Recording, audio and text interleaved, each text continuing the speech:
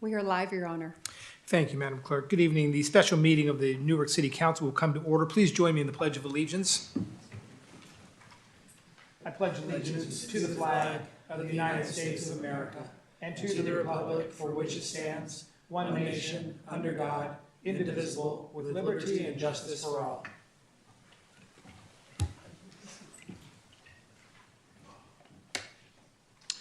The purpose of this special meeting is to hold the continued public hearing for landscaping and lighting districts number 2 and 11 and adopt a resolution confirming diagrams and assessments and levying and collection of assessments for landscaping and lighting districts number 2 and 11 for fiscal year 2025.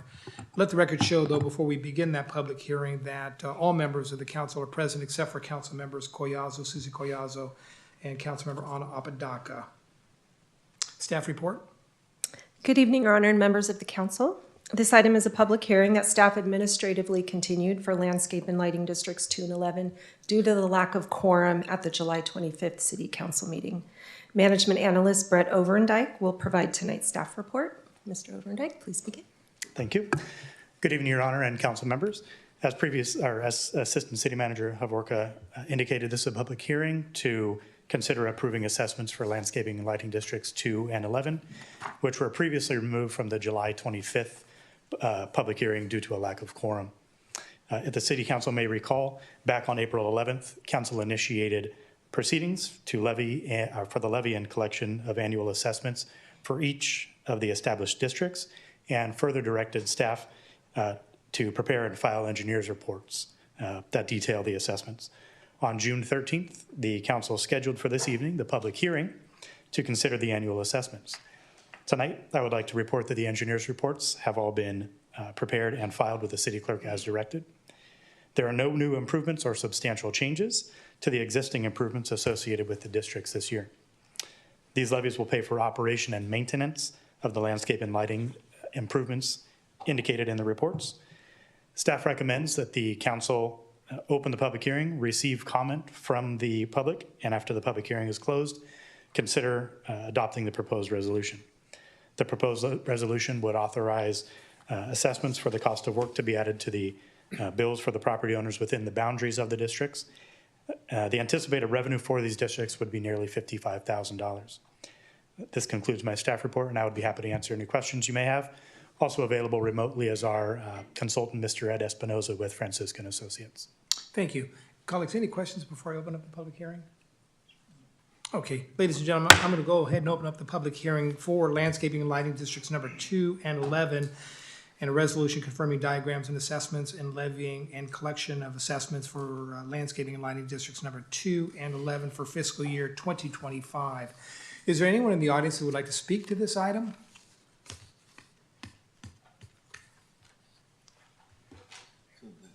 Yes, please come forward. I'm sorry, I didn't see your hand raised. Good evening. Good evening. I was here at your last meeting and voicing some of my concerns, and I'm concerned too about the amount of money that has been allotted. I'm also curious about the nature of the assessments. That wasn't very clear. It makes reference often to a bill or something that was passed in 1972, 52 years ago, which seems old. And so I'm wondering, has the council decided to revisit the amount of money, or what's going to happen with issues like the pump and the filtration system for the lake and other kinds of management issues that are affecting the quality of the agricultural products that are the flora, if you will. And that's it. Great. Can I get your name for the record? My name is Mary Alice Bonilla. Mary. Great. Ms. Havorka, would you like to address Mary's questions? Yes, actually, I'm going to ask Public Works Director Young to come up as the projects that were mentioned about the pump and filtration system for the lake. Those are capital improvement projects that are currently being worked on. So I don't know if you have any other And would comments. those, Ms. Havorka, would those be included in the lighting and landscaping assessment that we're currently voting on this evening, or would that be separate under the capital plan? That will be separate under the capital plan. The formation of the district did not include the lake, any type of maintenance at the lake. It only included maintenance of the medians on Edgewater Drive. So anything that's related to the lake with the current formation of the district would have to be outside of the assessments that are levied on the district. And Brett, I don't know if you want to come up and provide any further clarification. I would imagine that, as Ms. Havorka mentioned, the assessed valuation and assessment to property owners fluctuates every year depending upon the scope of the work that's going to be anticipated for each one of these landscaping and lighting districts. But maybe you can elaborate a little bit more in terms of what the money will pay for those that are having their properties assessed. And I imagine this was covered in the staff report. Correct. It is in the staff report and the engineer's reports. Such things such as grading. So I'm drawing a blank. I also have Mr. Ed Espinoza. He may be able to Sure. Talk about the work that's being done in the districts. Great. Mr. Espinoza? Sure. Good evening, City Council and members of the public. So the district, landscape and lighting district number 11, what it funds is the maintenance and operation of the medians on Edgewater Drive, Lake Boulevard, and Park Shore Drive. So that includes, irrigation and any capital replacement associated with those improvements. It does not fund any maintenance or operations associated with the lake. As your assistant city manager stated, those improvements were not contemplated at the time of district formation and therefore are not maintained through the district. In order to include something like that, it would require property owner approval, via Proposition 218 proceedings and things of that nature. So at this time, that is not being funded. In terms of the assessments, how those are determined from year to year, a budget is prepared annually. Because this district does not include an annual assessment escalator, the maximum assessment every year has been required to meet budget needs. But a budget is prepared annually, and including a look at the reserve collection and the status of the fund balance. So Ed, is there normally like a small amount of money that's carried over every year and then of course then supplemented by the maximum amount normally needed for the landscaping and lighting improvements?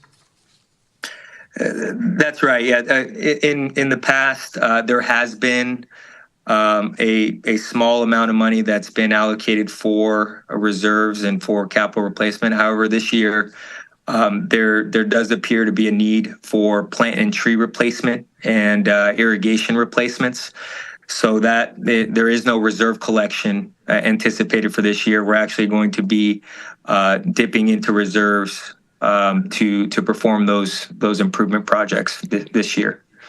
Perfect. Any other questions from anybody here in the audience? Seeing none, the public hearing is now closed. Council comments? If not, if I can get a motion and a second to approve the resolution. So moved. By Vice Mayor Freitas. I'll second. By Councilmember Jorgens. Please vote. That passes 3 ayes with Councilmember Susan Collazo and Councilmember Ana Apodaca absent this evening. Resolution of the City Council of the City of Newark confirming diagrams and assessments and levying collection of assessments for landscaping and lighting districts numbers 2 and 11, fiscal year 2024-25. Thank you. Before we adjourn the meeting, I want to extend my thanks first to our first responders who rescued 4 people from a house fire on Thornton Avenue. Let me just give a little bit of a background information on this. I was walking home from church just yesterday and observed a fire at a single-family residential property on Thornton Avenue, and was completely, you don't see these often in real time, but I saw this in real time. On the photograph on the right, I'm walking towards this property, and I see the smoke emanating from this house, and there was no public safety officers at the location at that time.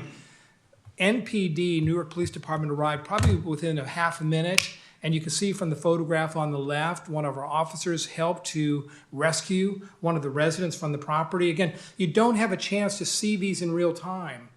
And I stayed and observed the fire department and the police department do what I felt was just outstanding work, not only to save lives, and there were 4 people there, save lives, but also to preserve and protect adjoining and neighboring properties. So I want to take a moment to thank the fire department, specifically Battalion Chief Leia and all of the staff that work for the fire department that arrived on scene and were able to put out the fire and make sure that no other structures in the neighborhood or surrounding this property were in jeopardy. But I'd also like to thank police officers Jessica Lamelli, Justin Kim, and Sergeant Jeff Mapes.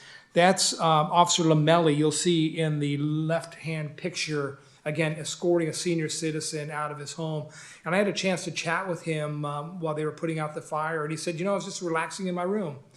And all of a sudden, I heard a popping sound, and these fires just happen so fast. I was there for probably a minute, and that fire was completely engulfing the garage area. And there were 2 people that were in that garage at the time of the fire, and they were able to get out with minor burns. But again, I just wanted to take a moment to thank our Newark Police Department and our Alameda County Fire Department for really outstanding work.